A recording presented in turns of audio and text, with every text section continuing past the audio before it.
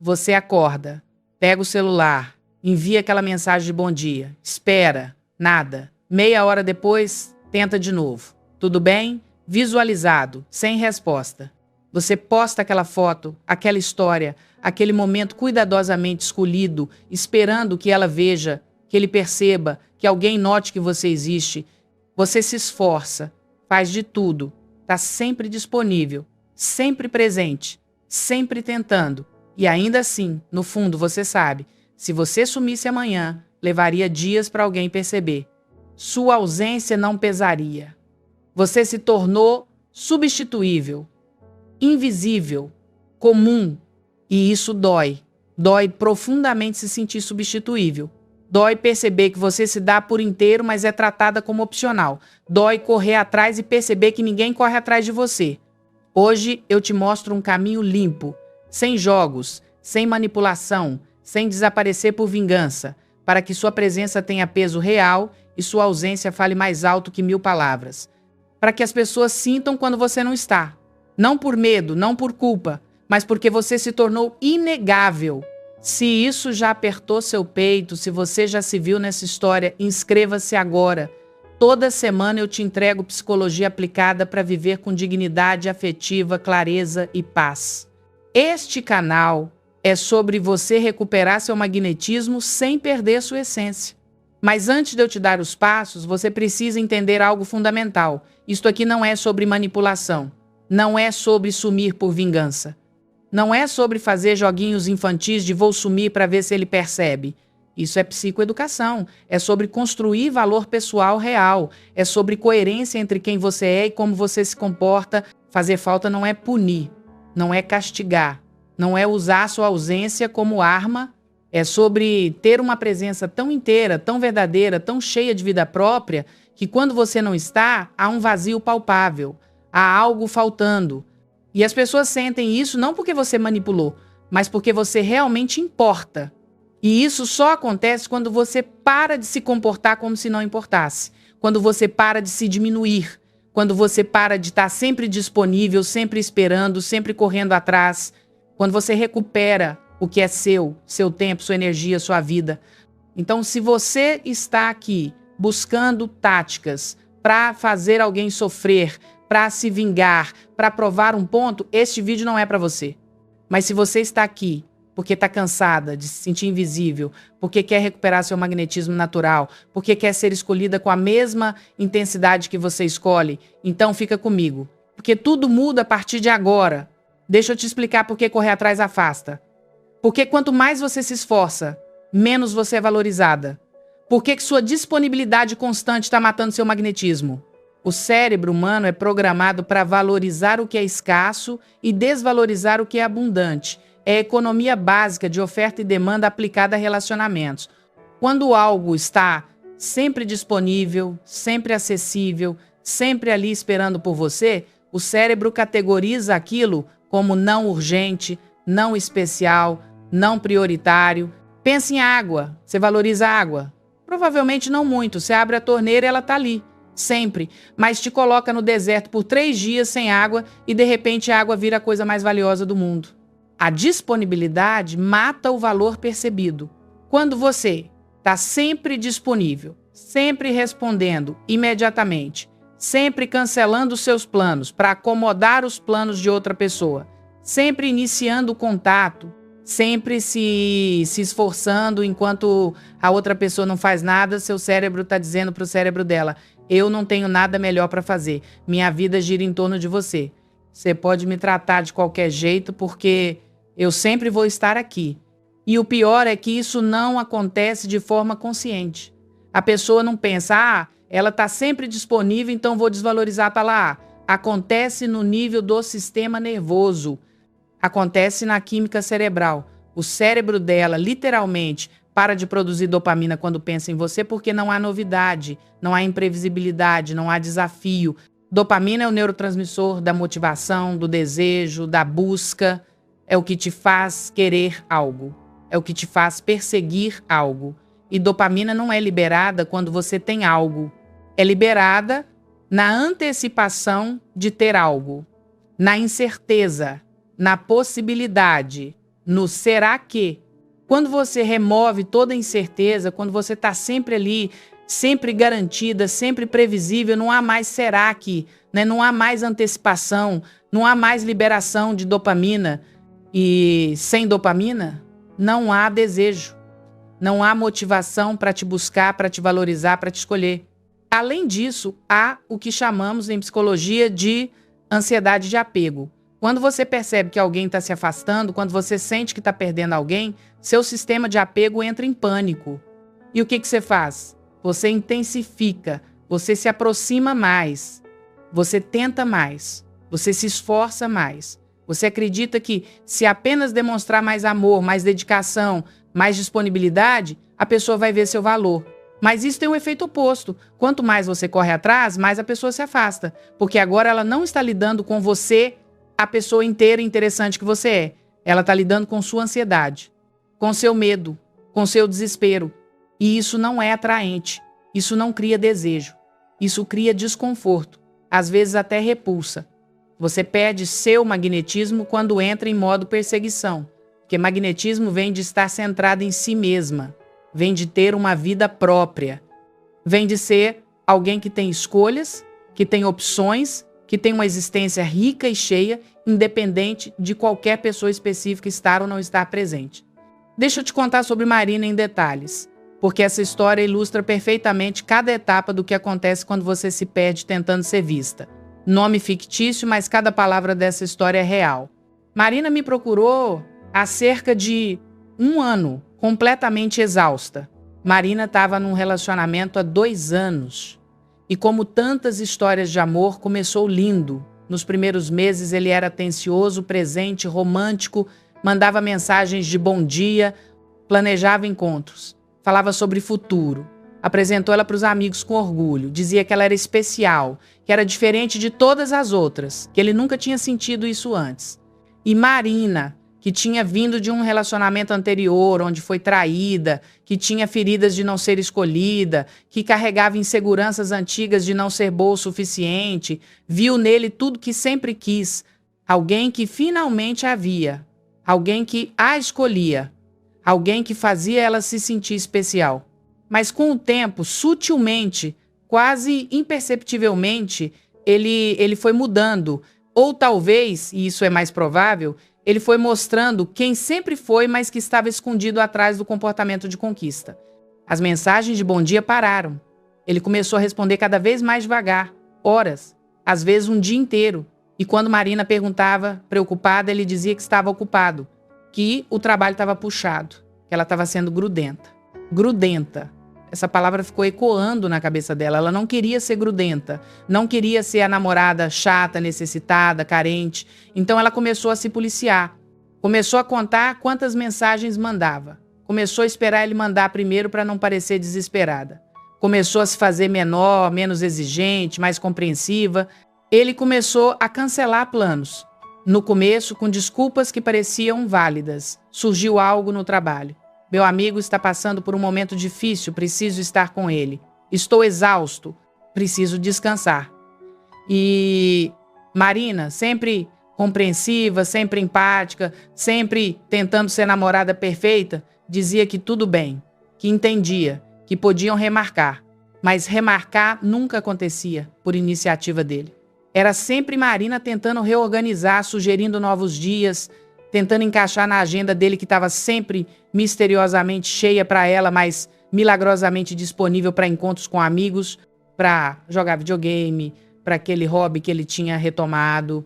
Marina começou a notar padrões. Ele estava sempre cansado ou ocupado quando ela queria vê-lo. Mas nos fins de semana ela via nas redes sociais que ele estava em bares, com amigos, em churrascos, em jogos de futebol. Energia havia, disposição havia, só não para ela. E aquilo doía de uma forma que ela não conseguia explicar, porque ele não tinha terminado, ele não tinha dito que não queria mais. Ele só tinha diminuído, tinha colocado ela numa categoria de quando der, de se sobrar tempo, de se não tiver nada melhor. E Marina, com medo de perder, com medo de ficar sozinha de novo, com medo de confirmar aquela voz na sua cabeça que dizia que ela não era boa o suficiente, começou a fazer mais, muito mais. Ela mandava mensagens mais frequentes, sempre perguntando como ele estava, sempre tentando manter conexão, planejava encontros especiais, surpresas, coisas que ela sabia que ele gostava.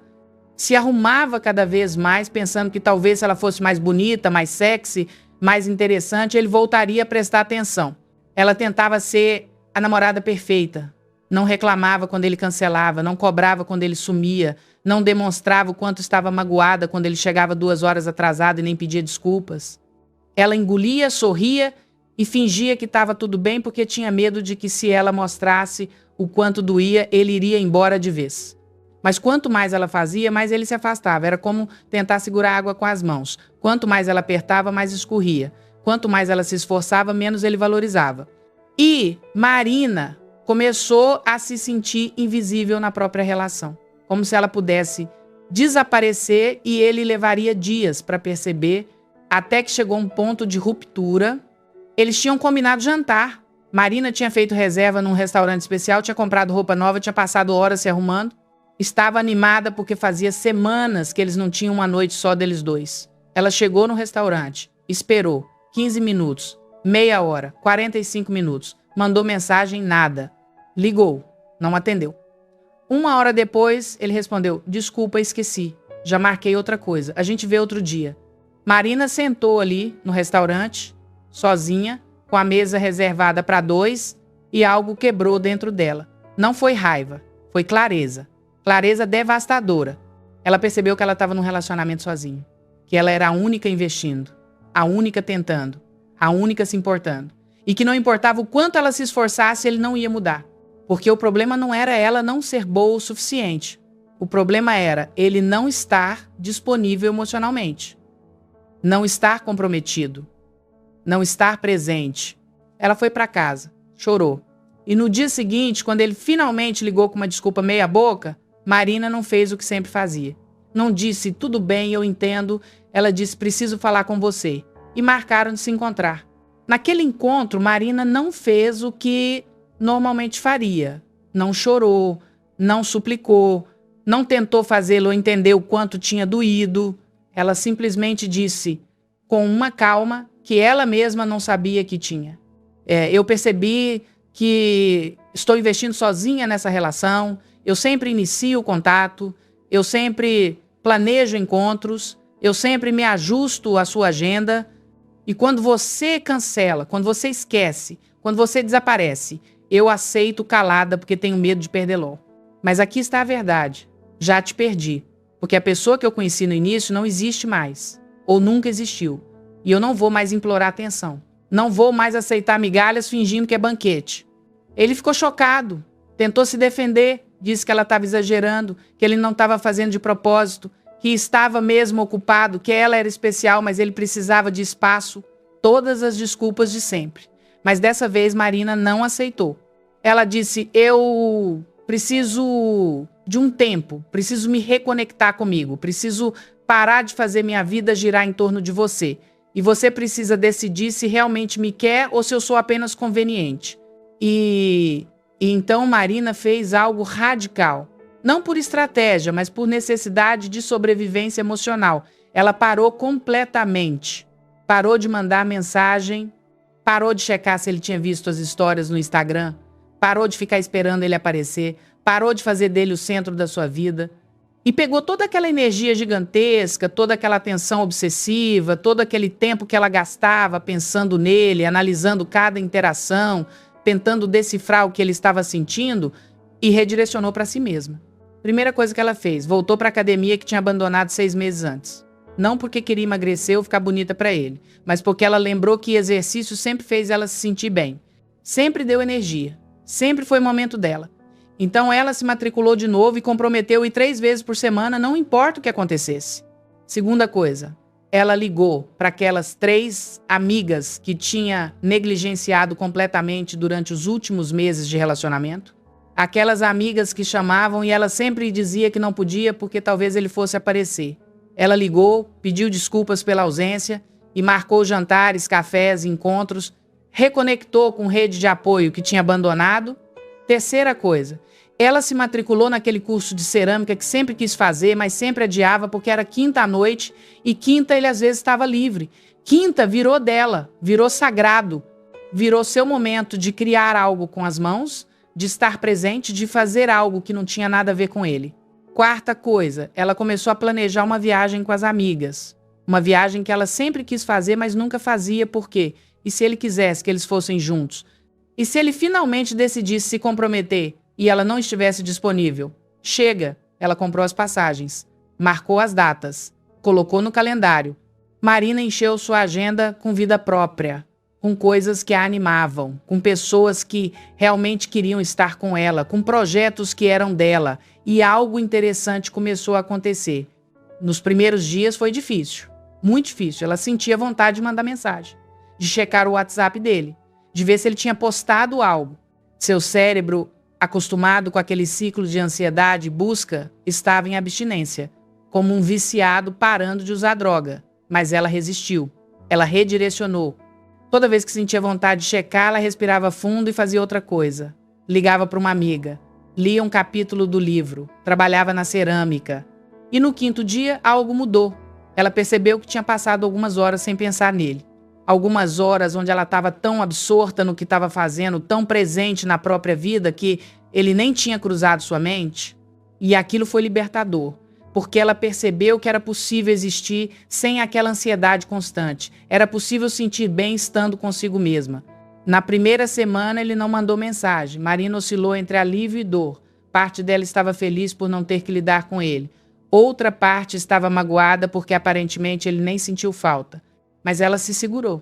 Continuou focando em si. Na segunda semana, ele mandou mensagem. Oi, sumida! Marina olhou para aquela mensagem e sentiu algo diferente do que sempre sentiu. Não sentiu aquele pulo no coração.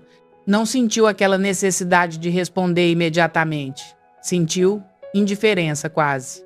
E respondeu horas depois, brevemente. Oi, estou bem. Nada mais. Ele, estranhando a resposta seca, tentou puxar a conversa. O que você tem feito? Marina respondeu. Bastante coisa. Voltei para a academia, comecei curso de cerâmica, saindo com amigas. E você? Cordial, mas não disponível. Presente, mas não ansiosa. Isso o deixou confuso. Ele estava acostumado com Marina sempre disponível, sempre ansiosa, sempre tentando, e de repente ela tinha vida própria. De repente ela não estava esperando por ele. De repente ele não era mais o centro do universo dela. Terceira semana ele ligou, disse que queria conversar pessoalmente, que sentiu falta, que percebeu que tinha sido idiota, que queria tentar de novo. Marina sentiu aquela tentação de dizer sim imediatamente. Aquela parte dela que ainda queria ser escolhida gritou, viu? Ele voltou, funcionou. Mas a parte dela, que tinha crescido nas últimas semanas, a parte que tinha reconectado consigo mesma, disse talvez, mas eu preciso ver ações, não palavras. Eles se encontraram e Marina não foi como a Marina de antes. Não foi tentando agradar, não foi ansiosa, não foi disposta a aceitar qualquer coisa. Ela foi inteira, ela disse, eu te ouço. Mas preciso que você entenda que eu mudei. Eu não sou mais aquela pessoa que aceita ser opção, que se contenta com migalhas, que abre mão da própria vida para girar em torno de você. Eu reconstruí minha vida essas semanas. E ela tá boa, tá cheia, tá me fazendo feliz. Então, se você quer fazer parte dela, precisa realmente estar presente, precisa realmente me escolher, precisa mostrar com ações, não só palavras. E sabe o que aconteceu? Ele tentou, genuinamente tentou, durante algumas semanas. Estava mais presente, mais atencioso. Mas Marina percebeu algo. Ela não precisava mais dele do jeito que precisava antes. Ela não estava mais dependente emocionalmente. E ao olhar sem as lentes da carência, ela viu que eles não eram compatíveis, que ele ainda tinha padrões que ela não queria mais tolerar, que ela tinha crescido e ele tinha ficado no mesmo lugar. Então Marina tomou uma decisão que a Marina antiga nunca teria coragem de tomar. Ela terminou. Ela escolheu a vida que tinha reconstruído, a paz que tinha encontrado, o respeito próprio que tinha recuperado, sobre a ilusão de fazer aquilo funcionar. E os meses seguintes não foram fáceis. Houve noites de dúvida, houve momentos de saudade, houve dias onde ela quase ligou, mas ela se segurou, manteve os hábitos que tinha criado, manteve a vida que tinha reconstruído. E sabe o que aconteceu? Ela conheceu alguém. Não estava procurando, não estava tentando, estava simplesmente vivendo sua vida, presente nas coisas que importavam para ela, e conheceu alguém numa exposição de arte que foi com as amigas. Alguém que desde o primeiro dia foi consistente, que respondia, que aparecia, que cumpria o que prometia, que demonstrava interesse real, não intermitente, que a valorizava não porque ela corria atrás, mas porque ele reconhecia valor. E Marina, pela primeira vez, experienciou como é ser escolhida por alguém que realmente está disponível. Como é não ter que adivinhar, não ter que mendigar atenção, não ter que se diminuir para caber. E ela percebeu que tudo que tinha passado, toda aquela dor com o ex, tinha sido necessário. Tinha sido a quebra que ela precisava para se reconstruir diferente. Para aprender que seu valor não está em ser perfeita o suficiente para alguém querer ficar. Está em se respeitar o suficiente para só aceitar quem te trata bem. Quando Marina me conta essa história hoje, 1 ano depois, ela diz: eu não segui um manual de como fazer ele sentir minha falta. Eu simplesmente me cansei de não sentir minha própria presença. Me cansei de viver em função de outra pessoa. E quando recuperei minha vida, quando voltei para mim, não importava mais se ele sentia falta ou não. Porque eu tinha me encontrado. E isso é muito mais valioso que qualquer validação externa. Essa é a essência de tudo que eu vou te ensinar. Não é sobre manipular. É sobre recuperar quem você é quando não está se esforçando para ser vista. Agora eu vou te ensinar o tripé do magnetismo. 3 pilares que quando você constrói, você se torna inegável. Você se torna alguém cuja ausência pesa. E esses 3 pilares são presença, propósito e prazer. Vamos começar pela presença. E aqui eu não estou falando de estar fisicamente presente. Estou falando de estar presente na sua própria vida. De ter uma rotina que te ancora. De ter estrutura. De ter previsibilidade interna. A maioria das pessoas que se sente invisível, que corre atrás, que se perde em relacionamentos, não tem presença na própria vida. Elas estão sempre disponíveis porque não tem nada que as comprometa. Não tem horários que precisam respeitar, não tem rituais que são sagrados, não tem estrutura que organize suas semanas. Presença é quando você acorda todo dia no mesmo horário. Não porque alguém te obriga, mas porque você respeita seu próprio sono. É quando você tem manhã de domingo reservada para você mesma e ninguém pode invadir isso porque é seu ritual sagrado. É quando você tem compromisso às quintas à noite e mesmo que ele convide para algo especial, você diz: não posso, quinta já tenho algo. Que tal sexta? Isso não é ser inflexível. É ter estrutura. É ter uma vida que existe independentemente de quem está ou não está nela. Né? E quando você tem isso, quando sua vida tem forma própria, né? As pessoas precisam se encaixar na sua vida, não você se moldar a vida delas. Mini exercício, agora imediatamente pega papel e caneta, escreve 3 compromissos semanais que a partir de hoje são não negociáveis. Pode ser academia terça e quinta, pode ser jantar com amigas toda sexta, pode ser manhã de domingo para você mesma. 3 momentos que são seus e que você não vai cancelar por ninguém. Isso é o início da sua presença. Segundo pilar, propósito. E não, propósito não precisa ser salvar o mundo ou ter uma missão grandiosa. Propósito é ter algo que é seu, algo que você está construindo, algo que te anima, algo que te tira da cama mesmo em dias difíceis. Pode ser um projeto profissional, pode ser um hobby que você está desenvolvendo sério, pode ser um curso que você está fazendo, pode ser um livro que você está escrevendo, pode ser uma viagem que você está planejando e juntando dinheiro, pode ser um negócio que você está começando, pode ser simplesmente estar trabalhando para comprar aquela casa, aquele carro, aquela independência financeira. O que importa não é a grandiosidade. O que importa é que há algo na sua vida que é seu, que não depende de ninguém, que você está construindo com suas próprias mãos, que te dá identidade além de ser filha de alguém, namorada de alguém, mãe de alguém, amiga de alguém. Porque aqui está a verdade.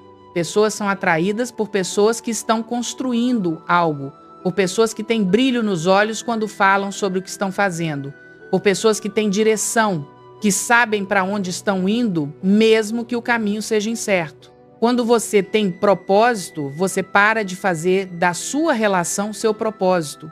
Você para de fazer de outra pessoa a razão da sua existência. E isso é imensamente atraente. Porque de repente você não é alguém que precisa de outra pessoa para se sentir completa. Você é alguém inteira que está compartilhando sua vida, não mendiga companhia. Mini exercício. Escolhe agora um projeto para os próximos 3 meses. Um só. Algo que você vai trabalhar consistentemente. Algo que é totalmente seu. Pode ser pequeno, pode ser simples, mas tem que ser algo que te anima. Escreve, compromete. Terceiro pilar, prazer. E esse é o que mais pessoas negligenciam. Prazer é ter uma vida que você genuinamente gosta de viver. É ter coisas que te trazem alegria. É cultivar experiências que te fazem sentir viva. Não é sobre postar no Instagram para que alguém veja que você está bem. É sobre realmente estar bem. É sobre ter uma vida tão cheia de momentos bons, de pessoas queridas, de experiências ricas, que quando alguém não está, você sente falta, mas não desmorona. Porque você tem uma rede de segurança, porque você tem outras fontes de alegria. Prazer é sair com suas amigas e rir tanto que sua barriga dói. É cozinhar aquele prato que você adora. É dançar sozinha na sua sala. É ler aquele livro que te absorve completamente. É assistir o pôr do sol. É tomar aquele café especial na manhã de sábado. É ter pequenos momentos ao longo da semana que te lembram que a vida é boa. Quando sua vida tem prazer, quando você cultiva alegria ativa, você não fica desesperada por migalhas de atenção de alguém. Você não aceita qualquer coisa porque é melhor que nada. Você tem padrões porque você sabe o que é se sentir bem e você não está disposta a trocar isso por algo que te diminui. Mini exercício. Lista 5 coisas que te trazem prazer genuíno. Não coisas que você acha que deveria gostar. Coisas que você realmente gosta. E compromete fazer pelo menos uma por semana. Toda semana. Sem exceção. Quando você constrói esses 3 pilares, quando você tem presença estruturada, propósito claro e prazer cultivado, algo muda em você. Você para de emanar desespero e começa a emanar plenitude. Você para de ser alguém que precisa e se torna alguém que escolhe. E isso muda completamente como as pessoas te percebem e te tratam. Sem o próximo passo, mesmo tendo construído esses 3 pilares, tudo pode desmoronar, né? Porque você pode ter vida própria, mas se você não tiver limites claros, as pessoas vão continuar te tratando como opcional. Limites são o que transforma sua presença, propósito e prazer em magnetismo real que as pessoas realmente sentem. Limites são o que ensinam as pessoas como te tratar. Não através de sermões ou explicações longas, mas através de ações consistentes que mostram o que você aceita e o que você não aceita na sua vida. E aqui está o que quase ninguém entende sobre limites, o que faz a maioria das pessoas falharem completamente quando tentam estabelecer tento loss. Limites não são sobre controlar o comportamento dos outros. Você não pode controlar o que outra pessoa faz, diz, sente ou escolhe, mas você pode e deve controlar o que você permite na sua vida, no seu espaço, na sua energia. Limites são declarações sobre você, não sobre o outro. Não são, você não pode fazer isso. São, eu não aceito isso na minha vida e se acontecer, estas serão minhas ações. Deixa eu te dar exemplos literais, específicos e práticos de como estabelecer limites em diferentes áreas da vida, com scripts que você pode adaptar e usar, começando hoje. Limite de horário de disponibilidade. Eu não respondo mensagens de trabalho depois das 8 da noite ou nos fins de semana, exceto emergências genuínas. Se for urgente, me liga. Se não for urgente, posso responder segunda de manhã. Por que isso funciona? Você não está pedindo permissão, não está se justificando extensivamente. Você está informando uma fronteira clara sobre o seu tempo pessoal. E quando você mantém isso consistentemente, as pessoas aprendem a respeitar. Aprendem que depois das 8 você não está disponível e param de esperar a resposta. Mas aqui está onde a maioria falha. Estabelece o limite sexta-feira e domingo de noite está respondendo e-mail de trabalho. E aí o limite vira palavra vazia. As pessoas aprendem que podem te testar porque você não reforça. Então quando você estabelece esse limite, você precisa estar disposta a deixar mensagens sem resposta até segunda, mesmo que seja tentador responder. Mesmo que você fique ansiosa. Porque cada vez que você mantém o limite, você fortalece a fronteira. Cada vez que você quebra, você ensina que limites seus são negociáveis. Limite de planejamento e disponibilidade social. Eu não marco coisas de última hora. Eu respeito muito minha rotina e planejamento, então preciso de pelo menos 24 horas de antecedência para qualquer convite. Se for algo espontâneo, provavelmente não vou conseguir. Por que isso funciona? Você está comunicando que seu tempo tem valor, que sua vida tem estrutura, que você não está sempre esperando, sempre disponível, sempre sem nada para fazer. E isso é incrivelmente atraente porque mostra que você tem vida própria. Mas deixa eu te dar um exemplo real de como isso desenrola. Uma cliente me disse que tinha uma amiga que sempre convidava ela de última hora. Oi, tô aqui perto da sua casa, posso subir? Sem aviso, sem perguntar se era bom momento, simplesmente assumindo disponibilidade.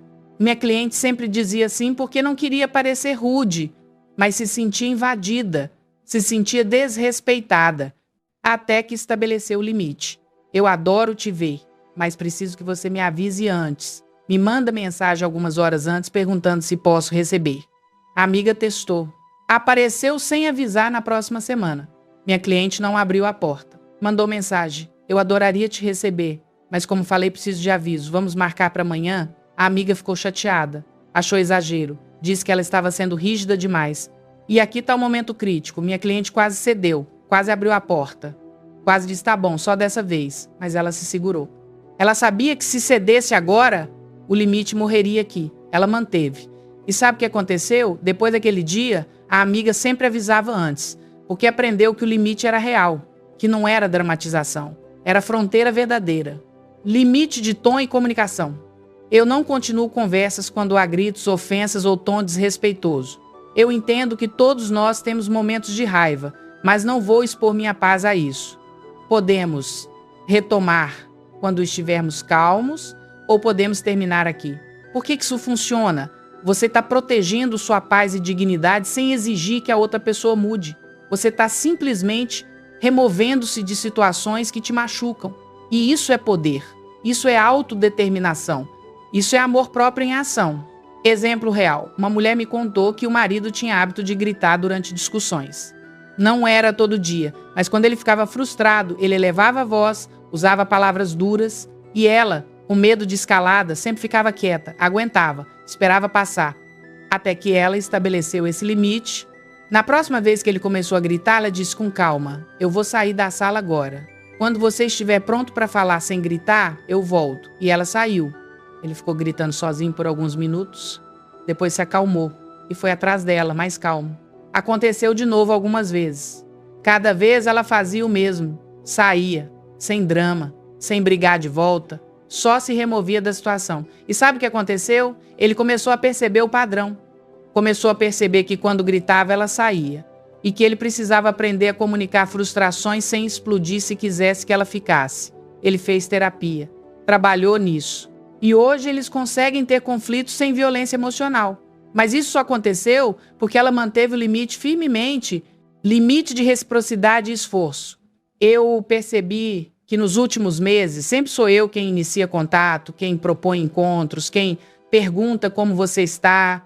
Eu preciso sentir que você também quer essa conexão, que não é só eu fazendo esforço. Então, vou dar um passo atrás e ver se há reciprocidade real aqui. Por que isso funciona? Você está nomeando o padrão observável, não fazendo acusação abstrata. Você está expressando necessidade de reciprocidade que é completamente legítima. E você está se dando permissão para parar de fazer sozinha o trabalho de uma relação. E aqui está a parte mais importante desse limite. Você realmente precisa parar de iniciar contato. Completamente. Não mandar mensagem, não ligar, não aparecer. E observar. Observar se a pessoa te procura. Quanto tempo demora? Como ela reage à sua ausência? Deixa eu te contar o que geralmente acontece em 3 cenários diferentes. Cenário 1. A pessoa te procura dentro de alguns dias, percebe sua ausência, pergunta se está tudo bem, demonstra que sente falta. Quando vocês conversam sobre o padrão, ela reconhece, se desculpa genuinamente e faz esforços visíveis de mudar. Ela começa a iniciar contato mais, a propor coisas, a estar mais presente. Isso é reciprocidade real, vale a pena continuar. Cenário 2. Leva semanas. Quando finalmente procura, é casual, superficial. Quando você menciona que sentiu falta de reciprocidade, ela minimiza, diz que você está sendo dramática. Que amizade não é sobre contar quem faz mais. Promete fazer mais esforço, mas nada muda concretamente. Isso não é reciprocidade. Isso é ela querendo manter você disponível sem fazer investimento. Considere seriamente se essa relação te nutre ou só te drena. Cenário 3. Não te procura. Semanas viram meses. Silêncio completo. E isso, por mais doloroso que seja, é sua resposta. Não havia relação. Havia você fazendo um monólogo achando que era diálogo. E agora você sabe. E pode redirecionar sua energia para pessoas que realmente te escolhem. Limite de tempo e energia emocional. Eu percebi que nossas conversas sempre giram em torno dos seus problemas. Eu adoro te apoiar, mas também preciso sentir que há espaço para mim nessa amizade. Então vou começar a calibrar quanto tempo e energia dedico a conversas que são só desabafo unilateral. Por que isso funciona? Você está reconhecendo que apoio é importante, mas também comunicando que não é terapeuta não remunerada, que a amizade precisa de equilíbrio. Que você também tem vida, problemas, necessidades que merecem espaço. Exemplo real. Uma mulher tinha uma amiga que ligava regularmente para desabafar. Crises amorosas, problemas no trabalho, dramas familiares. E minha cliente sempre ouvia, sempre apoiava, sempre tentava ajudar. Mas quando ela precisava de apoio, quando ela tentava compartilhar algo da própria vida, a amiga rapidamente desviava de volta para si mesma ou dava conselhos superficiais e mudava de assunto. Minha cliente se sentia usada, mas tinha medo de falar porque não queria parecer má amiga, até que estabeleceu esse limite. Na próxima ligação de desabafo, depois de 20 minutos ouvindo, ela disse: "Eu escuto você e sei que está difícil, mas eu também estou passando por algumas coisas e preciso de espaço para compartilhar." A amiga ficou surpresa, não mal intencionada surpresa, mas genuinamente surpresa porque nunca tinha percebido o padrão, e disse: "Claro, me conta." E pela primeira vez houve equilíbrio. E a amizade se fortaleceu porque agora era bilateral. Mas nem sempre é assim. Às vezes, quando você estabelece esse limite, a pessoa resiste, fica defensiva, diz que você está sendo egoísta, e aí você tem sua resposta sobre o tipo de relação que era, e pode escolher se quer continuar, mas aqui está onde a maioria das pessoas erra. Elas estabelecem o limite e depois não mantêm. Elas dizem não aceito isso e depois aceitam. Elas dizem preciso disso e depois abrem mão. E aí os limites viram palavras vazias. E as pessoas aprendem que podem te testar porque você não vai realmente fazer nada. Limite sem consequência não é limite. É desejo, é esperança, é pedido, mas não é limite. Então, quando você estabelece um limite, você precisa estar disposta a reforçá-lo. E isso significa, às vezes, afastar-se, às vezes encerrar, às vezes escolher sua paz sobre a presença de alguém. Agora eu vou te dar o roteiro de 4 passos para comunicar limites de forma clara, firme e amorosa. Este roteiro funciona com parceiro, com família, com amigos, com colegas de trabalho. Eu vou te dar 3 versões para você ver como adaptar. Os 4 passos são fato observável, emoção própria, necessidade ou limite, proposta ou decisão. Versão 1, parceiro que não está presente. Fato observável. Nas últimas 3 semanas, combinamos 5 encontros e você cancelou 4. Emoção própria. Eu me sinto desvalorizada e confusa. Começo a questionar se você realmente quer estar comigo. Necessidade ou limite? Eu preciso de consistência. Preciso sentir que sou prioridade, não opção de última hora. Proposta ou decisão? Então vamos fazer assim. Só marcamos o que você tem certeza que pode cumprir. E se você precisar cancelar, preciso que seja com antecedência e que você remarque imediatamente. Se isso não puder acontecer, eu preciso reavaliar se essa relação está me fazendo bem. Versão 2. Familiar que invade limites. Fato observável. Mãe, você tem aparecido na minha casa sem avisar 3 vezes essa semana. Emoção própria. Eu me sinto invadida e sem espaço. Fico ansiosa porque não sei quando esperar você. Necessidade ou limite. Eu preciso de aviso antes de visitas. Preciso poder organizar meu tempo e meu espaço. Proposta ou decisão. A partir de agora, me liga antes de vir. Se eu puder receber, te digo que sim. Se não puder, a gente marca outro horário. Se você aparecer sem avisar, não vou abrir a porta. Não é por mal, é por necessidade. Versão 3. Amiga que só aparece quando precisa. Fato observável. Percebi que nos últimos meses, você só me procura quando está com problemas. Quando te convido para coisas boas, você está sempre ocupada. Emoção própria. Eu me sinto usada. como se eu fosse terapeuta de graça, não amiga. Necessidade ou limite, eu preciso de reciprocidade, preciso de amizade também nos momentos leves, não só nas crises. Proposta ou decisão. Então, vou ser honesta. Vou diminuir minha disponibilidade para desabafo se não houver presença nos momentos de alegria também. Amizade não é serviço. Vê o padrão? Sempre começa com fato, não com acusação. Sempre expressa sua emoção, não culpa. Sempre comunica necessidade clara. E sempre termina com proposta ou decisão, não com ameaça vazia. E aqui está o segredo que transforma tudo: micro-hábitos de valor. São promessas pequenas que você faz para si mesma e cumpre todos os dias. Porque seu cérebro aprende que você é confiável através da consistência, não através de grandes gestos.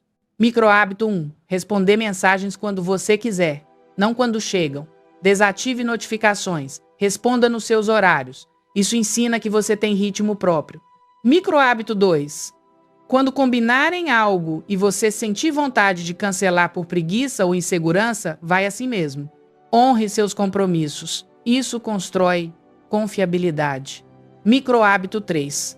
Quando você disser não, mantenha. Não volte atrás porque a pessoa insistiu ou porque você sentiu culpa. Isso ensina que seu não é não. Micro-hábito 4. Todo dia faça algo só para você. Pode ser 5 minutos de respiração. Pode ser tomar café com atenção. Pode ser escrever 3 linhas num diário. Isso ancora que você importa. Micro-hábito 5. Uma vez por semana, faça algo que te tire da zona de conforto. Pode ser ir sozinha num lugar novo. Pode ser iniciar uma conversa diferente. Pode ser tentar algo novo. Isso expande sua identidade. Existe um erro que anula qualquer limite e quase ninguém percebe. É estabelecer limite com raiva. Quando você comunica limite num momento de explosão emocional, a pessoa não ouve o limite, ela ouve o ataque. Ela fica defensiva e seu limite vira mais uma briga, não uma fronteira respeitada. Então, antes de comunicar limites importantes, você faz isso. Respira fundo por 60 segundos. Inspira contando até 4. Segura contando até 4.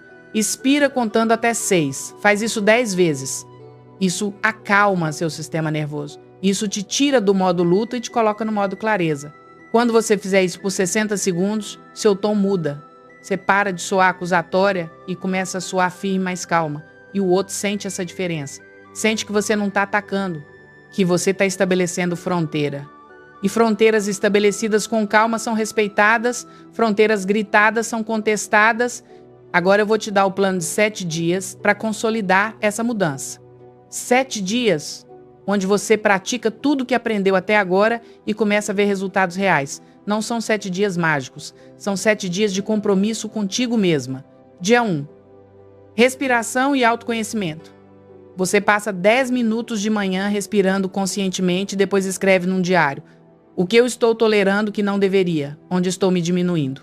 Escreve livre, sem censurar. Isso traz clareza. Dia 2. Movimento e energia. Você mexe o corpo de alguma forma. Caminha 30 minutos, dança na sala, faz yoga, o que for. Mas você move energia física porque energia emocional está presa no corpo. Quando você move corpo, você libera. Você para de ruminar e começa a processar. Dia 3, encontro consigo. Você marca uma hora inteira só para você. Pode ser café sozinha num lugar bonito, pode ser ler num parque, pode ser desenhar, mas é uma hora onde você pratica gostar da sua própria companhia.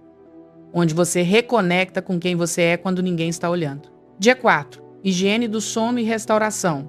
Você vai dormir no mesmo horário. Desliga telas 1 hora antes. Prepara seu quarto para ser santuário. Porque seu cérebro precisa descansar para você ter clareza emocional. Decisões ruins vêm de exaustão. Limites fracos vêm de cansaço. Dia 5. Lista de não negociáveis. Você escreve 10 coisas que a partir de hoje são inegociáveis na sua vida. Pode ser não aceito gritos, pode ser não cancelo meus planos por planos de última hora de outros, pode ser não empresto dinheiro para quem não me paga de volta. 10 fronteiras claras. Dia 6, uma conversa necessária. Você pega aquele roteiro de 4 passos e tem uma conversa que está evitando, com calma, com firmeza, com os 4 passos. Você comunica um limite que precisa ser estabelecido. Você não briga, você informa. E você observa a reação sem se defender. Dia 7, avaliação serena. Você revisa a semana. O que mudou? Como você se sentiu? que reações você recebeu. E você decide, serenamente, se vai manter essas mudanças, se vai ajustar algo, ou se precisa tomar decisões maiores sobre quem permanece na sua vida. Esses 7 dias não vão resolver tudo, mas vão plantar sementes, vão começar padrões novos, vão mostrar para o seu cérebro e para o mundo que você mudou, que você se escolheu, que você tem limites. E isso faz você começar a fazer falta. Agora vem a peça que faltava. O porquê disso funcionar.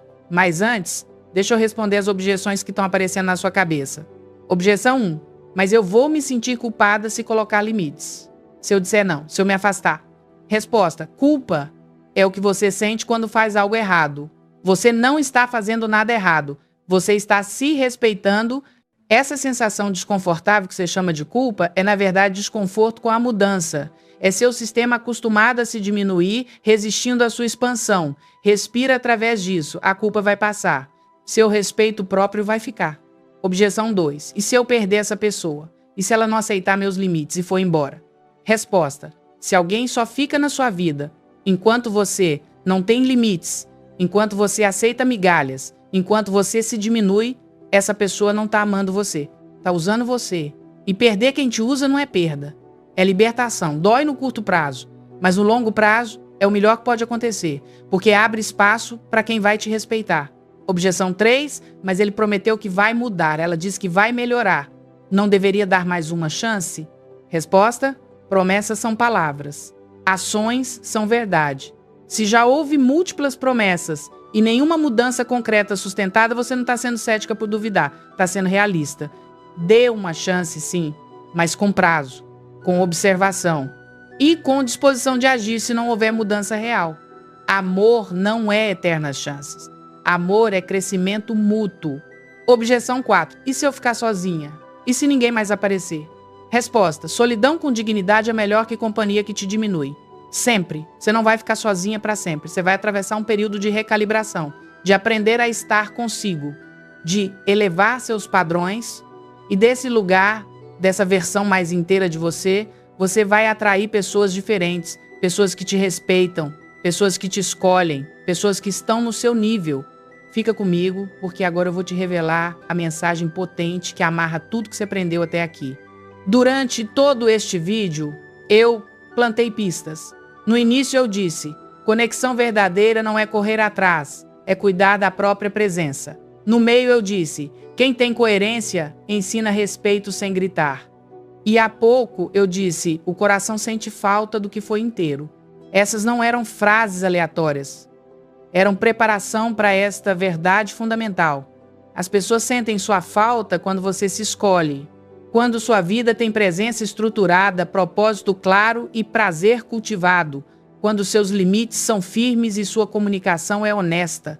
Quando há coerência entre quem você é e como você se comporta. Porque coerência ensina respeito. Porque integridade cria magnetismo. Porque a ausência só fala quando a presença foi inteira. Você não pode fazer falta se você nunca esteve realmente presente. Se sua vida sempre girou em torno de outros. Se você sempre se moldou, sempre aceitou, sempre esteve disponível, não importa o quê. Porque aí sua presença não tinha peso próprio. Era só reação. Era só resposta ao que outros queriam. Mas quando você constrói vida própria, quando você tem presença que se sustenta sozinha, quando você tem propósito que te anima, independente de quem está ou não ao seu lado, quando você cultiva prazer em existir, quando você estabelece limites claros e comunica necessidades com firmeza e amor, você se torna alguém inteira e pessoas inteiras fazem falta. Não porque manipulam, não porque jogam, mas porque quando você interage com alguém inteiro, alguém que se respeita, alguém que tem padrões, alguém que não aceita qualquer coisa, você experiencia algo raro, você experiencia dignidade, você experiencia amor próprio contagiante. Você experiencia alguém que te desafia a ser melhor porque ela já está sendo. E quando essa pessoa não está, quando ela escolhe se afastar porque você não está honrando ela, quando ela cria espaço porque você não está dando reciprocidade, você sente um vazio, você sente falta. Não porque ela desapareceu querendo te castigar, mas porque ela realmente importava. porque a presença dela tinha substância. Porque você experienciou algo valioso e agora percebe o que perdeu. Então olha para o que você construiu neste vídeo. Você tem os 3 pilares: presença, propósito, prazer. Você tem limites claros e comunicação honesta, através do roteiro de 4 passos. Você tem micro hábitos que constroem valor diário. Você tem plano de 7 dias para começar. E agora você entende que tudo isso não é para manipular ninguém. É para você se tornar quem você sempre foi, mas esqueceu por estar tentando ser o que outros queriam. É para você recuperar seu centro, sua essência, sua força. E dessa força, desse centro, dessa integridade, você naturalmente faz falta. Porque você se tornou inegável. Porque você se tornou alguém que as pessoas não encontram em qualquer esquina. Porque você se tornou rara. Não por fingir, mas por ser verdadeira. Agora, o checklist final de 6 coisas para você começar hoje, agora, ainda nesta hora. 1. Escolhe uma rotina não negociável. Um compromisso semanal que é seu e que ninguém vai tirar de você. Escreve no calendário. Trata como sagrado. 2. Define um projeto para os próximos 90 dias. Algo que é completamente seu. Algo que te anima. Algo que vai te dar identidade além de suas relações. 3. Agenda uma atividade prazerosa para essa semana. Algo que você faz só porque te traz alegria. Não porque é produtivo. Não porque vai impressionar alguém. Porque te faz sorrir. 4. Escreve um limite que você precisa estabelecer. Usa o roteiro de 4 passos. Ensaia em voz alta. E nos próximos 3 dias, comunica esse limite. 5. Escolhe um micro hábito da lista que eu te dei. Apenas um. E pratica ele todos os dias pelos próximos 7 dias. Consistência pequena constrói confiança grande.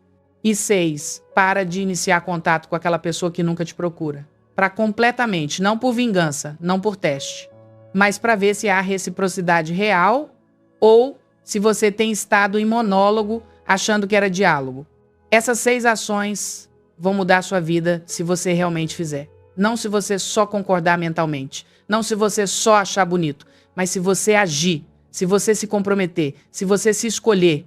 Porque aqui está a verdade final que eu preciso que você entenda com cada célula do seu corpo. Você não precisa ser perfeita. Você não precisa fazer tudo certo. Você não precisa nunca mais cometer erro. Você só precisa começar a se respeitar, começar a se priorizar, começar a tratar sua vida, seu tempo, sua energia, sua presença como preciosos, porque são. E quando você faz isso, quando você genuinamente se trata como valiosa, o mundo começa a te tratar assim também. Não todo mundo. Algumas pessoas vão resistir, algumas pessoas vão te testar, algumas pessoas vão te acusar de egoísmo porque você não está mais disponível para ser usada. Deixa elas irem. Deixa quem não te respeita se afastar. Porque à medida que você eleva seus padrões, você também eleva o tipo de pessoa que permanece na sua vida. E você vai descobrir algo lindo. Há pessoas no mundo que vão te tratar com o respeito que você sempre mereceu. Pessoas que vão corresponder ao seu investimento. Pessoas que vão te escolher com a mesma intensidade que você as escolhe. Mas você só vai atrair essas pessoas quando parar de aceitar menos. Quando seus limites forem claros. Quando sua vida for cheia. Quando sua presença for inteira. Porque pessoas saudáveis são atraídas por pessoas saudáveis. Pessoas inteiras buscam pessoas inteiras. Então esse não é um vídeo sobre fazer alguém específico sentir sua falta. É um vídeo sobre você se tornar alguém cuja falta é sentida por quem realmente importa. Por quem realmente te vê. Por quem realmente te merece. E se a pessoa que você quer que sinta sua falta não sentir, se ela não voltar, se ela não perceber, então você tem sua resposta. E essa resposta, por mais dolorosa que seja, é libertação. Porque você para de investir energia em quem não te valoriza e começa a investir em quem te vê. Sua presença é presente. Sua ausência deveria ser sentida. E se não é, você está com as pessoas erradas. Simples assim. Doloroso, mas simples. Então vai. Constrói sua vida. Estabelece teus limites. Honra teus valores. Cultiva teu prazer, persegue teu propósito. E observa, apenas observa quem sente tua falta, quem te procura, quem faz esforço, quem te escolhe de volta. E com essas pessoas, pessoas que te respeitam, tu constróis conexões reais. Conexões que não te exaurem, conexões que nutrem. Porque no final, não é sobre quantas pessoas sentem tua falta. É sobre as pessoas certas sentirem. É sobre ter relações onde há reciprocidade, respeito, escolha mútua. E isso só acontece quando você se respeita primeiro. Se este vídeo te deu clareza e força, se te mostrou um caminho que você não estava vendo, se te devolveu esperança de que é possível ser valorizada sem se diminuir, inscreva-se neste canal. Toda semana eu trago conversas de alma para você viver com respeito, autoestima e serenidade. Psicologia aplicada, ferramentas práticas, dignidade afetiva sempre. E deixa um comentário me contando qual dos 3 pilares você mais precisa construir agora. Presença, propósito ou prazer. Porque quando você escreve, quando você declara, você cria compromisso. E compromisso cria mudança. Você merece ser escolhida. Você merece fazer falta. Não porque joga, mas porque você realmente importa. E agora você sabe como se tornar inegável. Vai, age, escolhe-te. Nos vemos na próxima semana. Cuida do teu coração e da tua dignidade. Eles são tudo.